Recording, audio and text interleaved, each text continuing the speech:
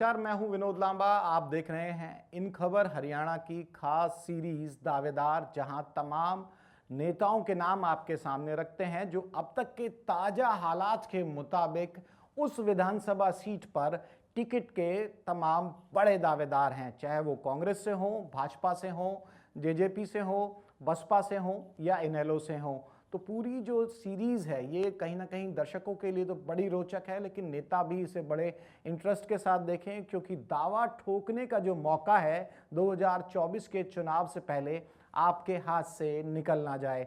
आज बात करने जा रहे हैं पलवल जिले की हथीन विधानसभा सीट की, और हथीन की जब बात करेंगे तो पिछले 2 चुनाव के समीकरण तो बताएंगे, लेकिन 4 चुनावों के लिहाज से बात की जाएगी। 5 और 9 के चुनाव में निर्दलीय विधायक यहां से बनते रहे हैं, चौधरी हर्ष कुमार और जलेब खान।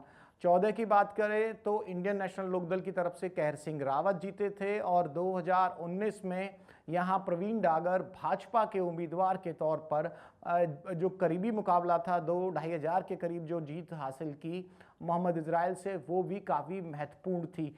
लेकिन जो पूरा समीकरण है 2887 एग्जैक्ट वोटों के साथ प्रवीण डागर ने कांग्रेस के मोहम्मद इजराइल को हरा कर पिछला चुनाव जीता था। लिस्ट आज यहाँ पढ़नी पड़ेगी, क्योंकि कांग्रेस और भाजपा दोनों के पास ही 4-4, 5-5 बड़े दावेदार अब हो चुके हैं। लिस्ट इसलिए सामने रखी गई है। हथीन विधानसभा में बीजेपी की तरफ से प्रवीण डागर जो कि मौजूदा विधायक हैं, इसके अलावा रविंदर सहरावत हैं, कहर सिंह रावत जो कि पूर्व विधायक हैं, विधायक इनेलो से बने थे, 5 साल तक भाजपा में बने रहे, 19 में भी टिकट के दावेदार थे, लेकिन टिकट भाजपा से मिली नहीं। और जो अब तक की जानकारी है, छोटी मोटी नाराजगियों के बाद लोकसभा चुनाव में कृष्णपाल गुर्जर के साथ खड़े नजर आए, यानी कि भाजपा में ही खड़े नजर आए। इसके अलावा मनोज रावत भी और योगेंद्र सहरावत भी अपना भाजपा की टिकट पर दावा ठोक रहे हैं। कांग्रेस की बात की जाए तो मोहम्मद इजराइल जेई बहुत बड़े दावेदार हैं। नाम मैं और भी पढ़ूंगा, मौका किसके हाथ लगे पार्टी तय करती है, लेकिन जो मेरे खुद के सूत्र काम कर रहे हैं, कांग्रेस के सबसे मजबूत दावेदार अगर हथीन विधानसभा पर कोई है तो मोहम्मद इजराइल हैं। हालांकि दावा ठोकने वालों में धर्मेंद्र तेवतिया भी हैं, हर्ष कुमार जो कि जेजेपी से पिछला चुनाव लड़े थे, 30,000 से ज़्यादा उन्होंने वोट ली थी, लेकिन वो जेजेपी का दामन छोड़कर, बड़ा कद था उनका, अब कांग्रेस में आ चुके हैं। और कांग्रेस में कब आए?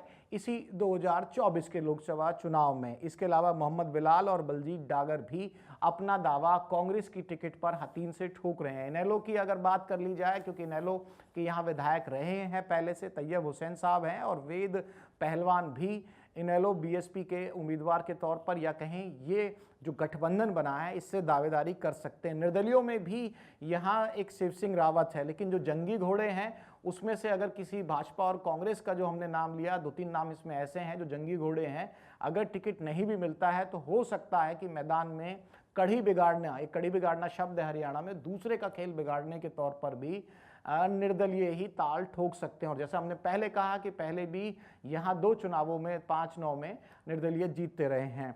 तो तमाम जो चीज़ें हैं बदलती रहती हैं। राजनीति में जो ऊँट है कभी भी करवट बदल सकता है। तमाम ऐसी अपडेट्स हम आपके पास लेकर आते रहेंगे। अभी तक के जो नाम थे, अभी तक के ताज़ा हालात और जो समीकरण उस विधानसभा में नज़र आते हैं, वहाँ से ये नाम प्रमुख हैं, क्योंकि ऊँट बदलता रहता है करवट, और पॉलिटिकल पार्टीज में जिस तरह के खेल चलते हैं, परिस्थितियां महीने, 2 महीने और 3 महीने के बाद बदल भी सकती हैं। फिलहाल आपका बहुत बहुत शुक्रिया। अपने कमेंट बॉक्स में जो आपकी राय है वो जरूर बताएं, और हम कोशिश करेंगे कि कोई नाम जो प्रमुख नाम है कम से कम हमसे छूट ना जाए। नमस्कार।